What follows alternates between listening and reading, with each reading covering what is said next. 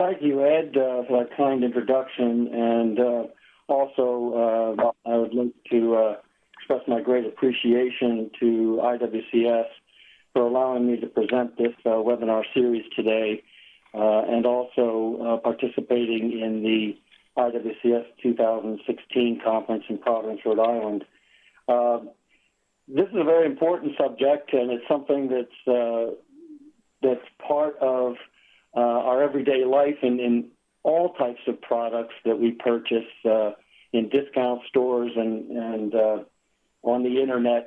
The risk of purchasing counterfeit cables or counterfeit products in general is very widespread. I think for those of us who travel around different cities like New York and Times Square, you see a lot of products on the street there, counterfeit Gucci bags, Rolex watches, many things that you can purchase for vastly discounted prices. And with that, the monies that are taken from people that buy those products likely end up in very dubious hands and in fact, criminal hands, to be precise. So this is an important subject, and I appreciate everyone who has joined in today to listen to the webinar.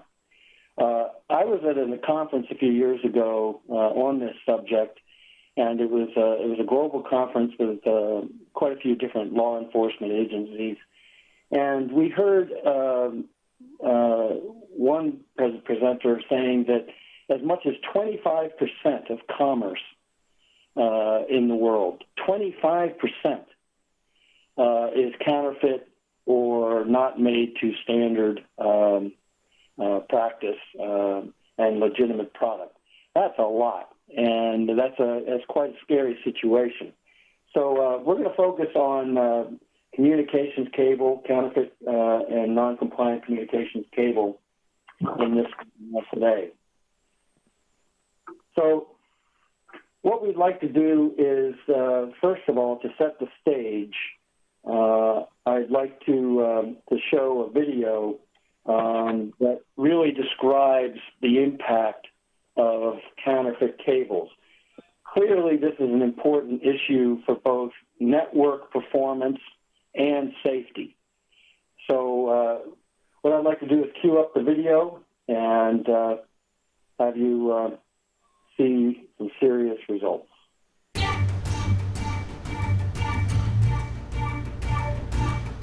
4-pair twisted pair communications cables snake through buildings you work or live in every day.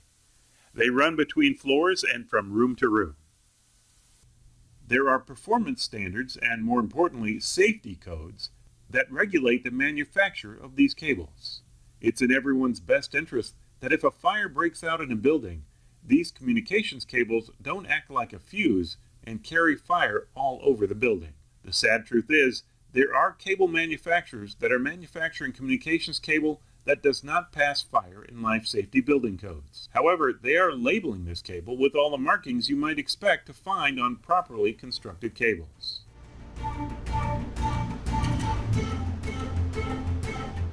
This is a Steiner tunnel at an Underwriters Laboratories facility. This tunnel allows for control fire tests of communications cables. In the first test, a Category 5E control cable that is known to be properly constructed is loaded into the tunnel. Fire is applied to one end of the cable, and technicians measure how far the fire travels down the cable. With this control cable, the fire travels 1.5 feet within 2.5 minutes. Then it doesn't travel any further down the cable, even though the fire continues hitting the end of the cable for 20 minutes.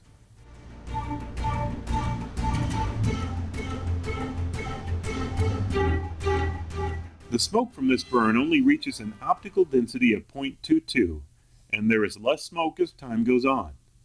Both the fire and smoke tests are well within the National Fire Protection Association requirements. Now let's look at a counterfeit Category 5E cable that claims to be compliant with all safety codes. This cable was easily purchased on the open market. However, it is missing the required UL holographic label. The fire is started on one end of the cable and begins moving rapidly. In less than 6 minutes, the fire has spread down the full length of the tunnel. So the test is stopped. The counterfeit cable has failed spectacularly. In less than 1 minute, the optical density of the smoke is off the charts. When the test is finished, there is little to nothing left of the counterfeit non-compliant cable. Much of it has burnt completely to ash. The same company sells a Category 6 cable. The Steiner Tunnel test results were nearly identical, with the flame propagating the full length of the tunnel and lots of smoke filling the tunnel. So the difference between properly manufactured cables that have been UL tested and certified versus counterfeit cables utilizing non-compliant cable designs and materials is clear.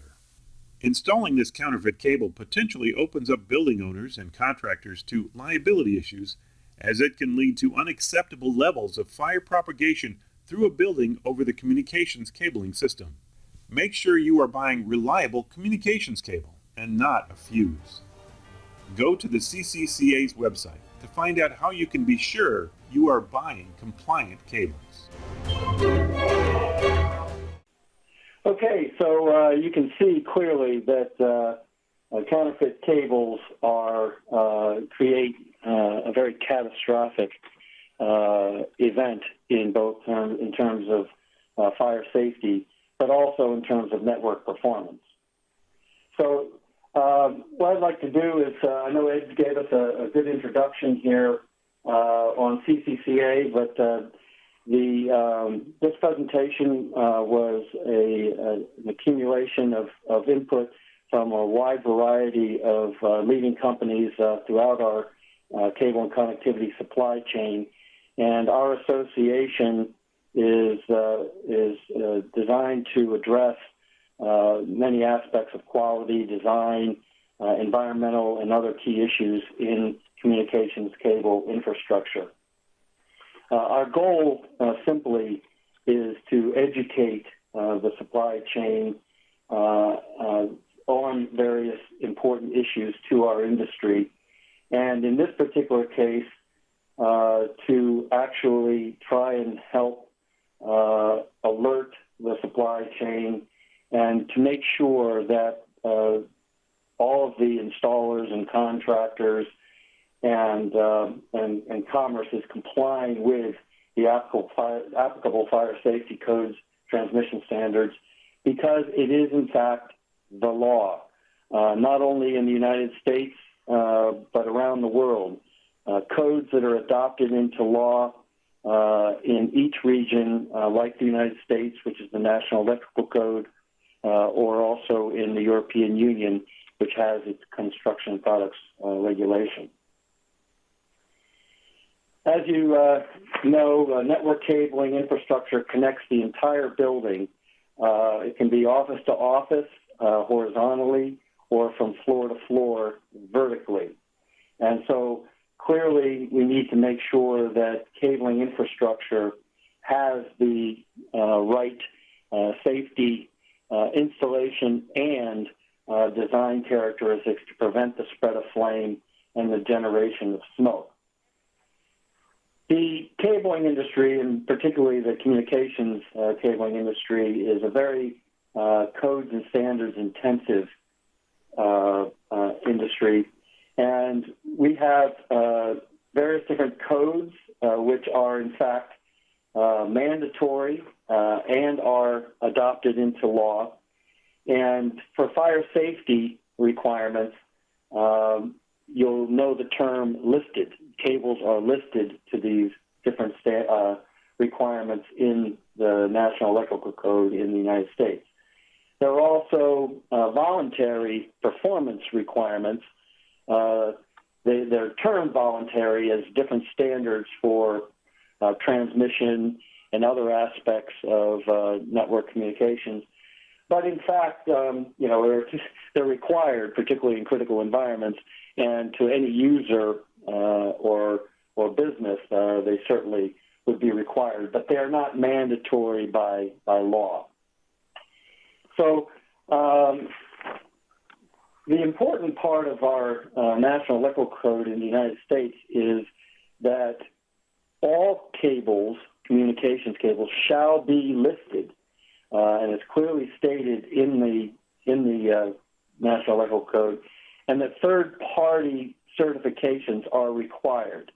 And again, as I mentioned, this is now also required in the European Union as part of their standards, and in July of 2017, it will be a mandatory requirement for the higher level fire performance cables to be certified by third parties as part of the construction products regulation.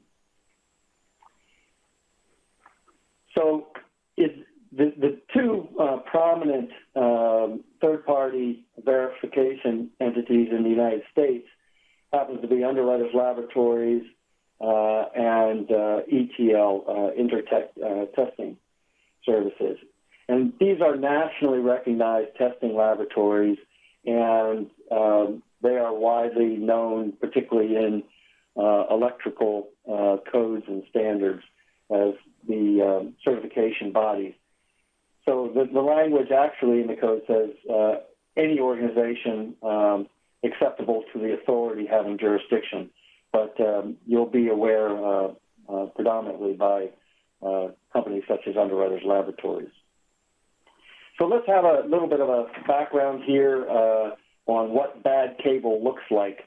Let's go back to school and learn some important issues to look out for.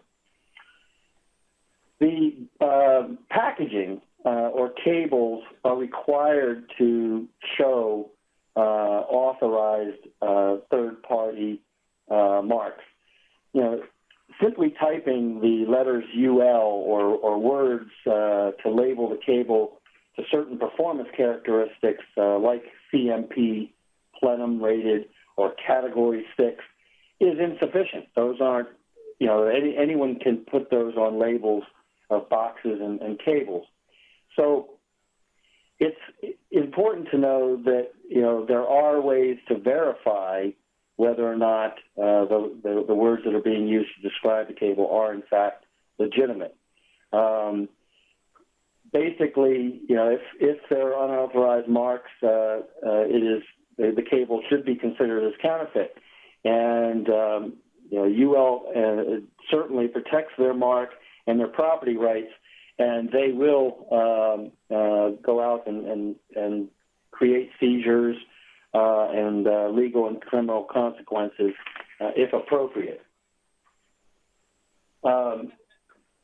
Also, there are strategies now where the packaging of the cable does not show any UL mark on the packaging or the labels of the cable themselves.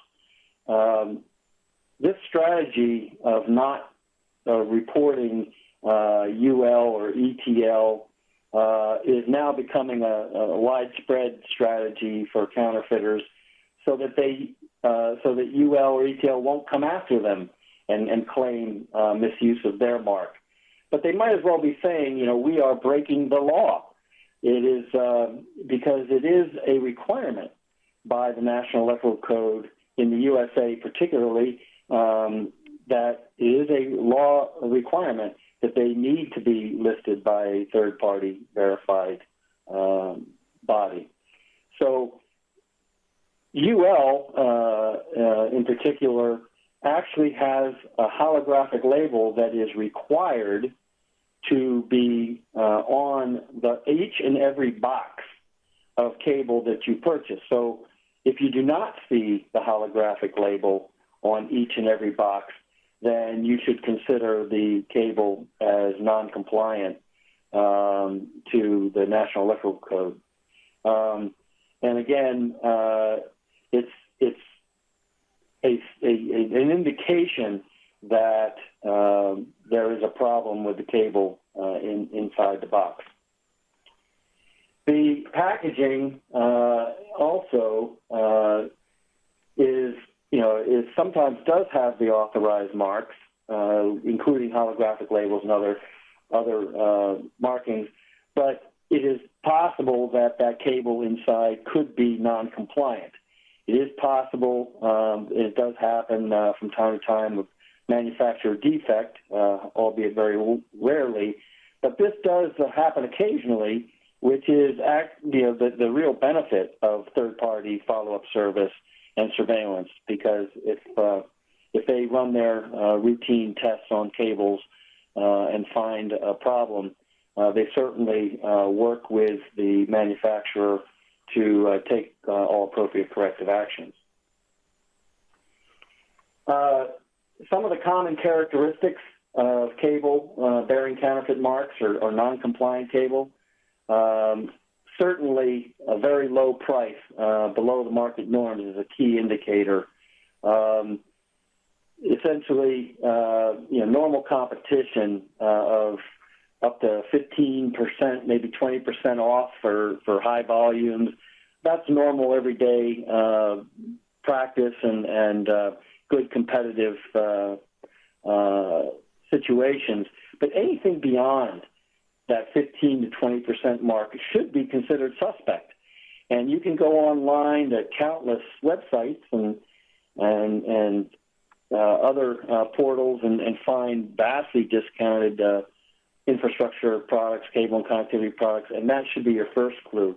But also, poor design, not consistent with what you would expect, and other issues such as copper-clad aluminums, which we'll talk about in a minute. Those are all indications that you are dealing with a product that is substandard and counterfeit. Most of the common characteristics also include private labeled unfamiliar brands from offshore manufacturers. You see this a lot on Amazon and eBay and thousands of other discount websites where they're using very unfamiliar brands. They use poor English to describe their brands. They're only supplied through websites. There's really no information on who manufactured the product, and certainly other indications that they are in violation of building codes. And certainly, if these cables are purchased and are non-compliant and are installed, then there are certainly an exposure not only to the performance and safety of the building, but also legal exposure and liability for the contractor or installer. So it's very important that we do everything we can on our procurement of cabling and connectivity infrastructure products to make sure that they are, in fact, compliant. Also, counterfeiters will counterfeit everything. They will, that includes packaging. They will modify the conductors, the insulations, the jackets, other components of the cables, but even the packaging. And one CCCA member, Relex, has had this happen on a very common basis, which is frustrating for them. But we can see that the counterfeiters will stop at nothing to take every cost out that they possibly can. CCCA, for its part, is conducting quite a few surveillance programs and working with various entities to identify where problems exist, although it is whack-a-mole out there. You go out and find one, and you pursue that, and they may shut down or change their words, and they'll just move over to another website or another portal. So it is akin to whack-a-mole. But we're looking at a number of different types of communication cabling systems, category cables, patch cords, fiber optic assemblies, and jumpers as well. So we're making every effort to coordinate with other associations and do the surveillance as best we can. Our success rate is virtually 100%, we have to say, based on the things we just talked about. If you look for the common traits of counterfeit cables, you can pretty much assure yourself that there is a problem one way or another. So our success rate has been good in finding and identifying counterfeit and fraudulent cables. And so we've actually, the video that you saw was a plenum-rated cable, and obviously we're working with the third-party testing facilities every time we find problems. But as you can see with these results, the results at the left side of each of these charts really show that there is excessive and catastrophic failures typically seen for both flame spread and smoke generation in counterfeit cables. Just hideously damaging and potentially fatal repercussions coming out of results such as this, if they are in fact installed in our buildings and commercial applications. There were quite a few fires back in the 70s and 80s that were predominant in identifying these issues as cabling and network infrastructures began to take root with the advent of internet and email and other aspects of communications. This one showing is a hotel in Las Vegas, Nevada, that was a fire that started in the kitchen and then spread throughout the building. And in fact, in this particular case, and there were a number of examples like this, where the firefighters actually thought that they had the fire under control in one area of the building, and then as much as an hour or so later, the fire would start again on an upper floor or somewhere in the building, and basically, the infrastructure components like cabling acted as fuses, and they were installed in hidden voids and caused real problems, obviously, for the safety of evacuating people and even firefighters. So this is what generated a lot of the safety requirements and code requirements in the United States and throughout the world. So again, just to summarize and recap, certainly if you see cables that are significantly lower in cost than normal competition, and you have unknown brands and suspicious advertising and false claims, and the packaging and the cables aren't properly labeled appropriately with holographic labels, etc., then you need to be concerned. And the issue of copper-clad aluminum conductors has now become prevalent on many of these sites that are selling counterfeit cable.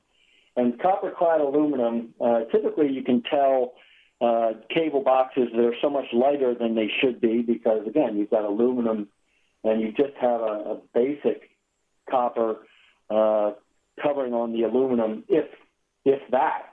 But basically, this is a product that is absolutely not allowed, not permitted per the National Electrical Code. And in communications network cables, various websites are actually proudly stating that they're using CCA or copper-clad aluminum conductors. And again, they might as well simply be stating, we are breaking the law, because they are not allowed per the National Electrical Code. And again, shame on you if you happen to go ahead and purchase these cables if they've, in fact, even if they've told you that they're using copper-clad aluminum. So it's important that you make sure that you do not use it. And there have been several examples that we've actually generated some excellent case studies on the CCCA website, an elementary school in New England, and also at a facility in New York, where very serious consequences occurred and serious repercussions were as a result. The good news is that some of these perpetrators are in fact caught and are pursued by bodies such as Underwriters Laboratories. Again, unfortunately, it's like whack-a-mole, and it's hard to stay up with every instance of counterfeit cable.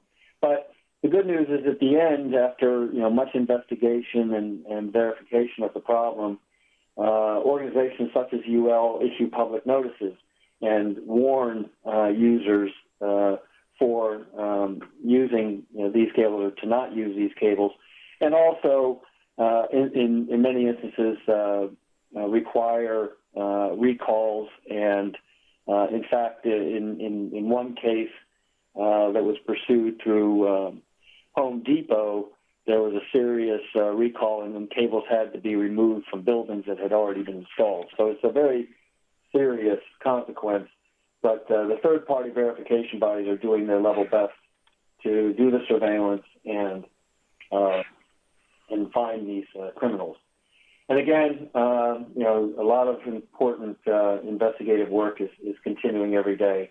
And for CCCA's part, CCCA is actually collaborating with UL. We're doing the best we can to communicate and educate and provide tools to the supply chain to verify that the cables and infrastructure components are, in fact, compliant. On our website, you can see a webinar series that will help you understand the problem and also how to avoid your legal liabilities. Because, again, if you are the one that installed that cable, you are responsible, not the manufacturer. You are responsible for installing that. So it behooves you to make sure that you are installing a good compliant cable. So I encourage you to go to the CCCA website. There's also an app that we have, both Apple and Google platforms, that will also I'll give you some good advice on what to look for and how to work with UL to verify cables. Also, we're working very strongly with groups. This picture actually shows a meeting with Interpol, but we've also had strong conversations with Homeland Security, the FBI, court agents, and inspectors to help them identify and prosecute these issues. So again, what you can do, clearly long-term due diligence. You need to check every incoming inventory of products that you purchase and just verify that they are in fact legitimate. We are working with media and different educational events. We monitor the UL public notices. And if you're purchasing an unknown brand, simply require written proof of those listings and verifications. Every supplier must have those verification letters, and anyone who refuses to provide you those ought to be called into question as well. So again, I want to thank you for listening.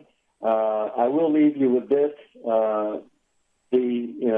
Many times I am asked, who are the bad guys? Why don't we provide a list of the bad guys when we identify them?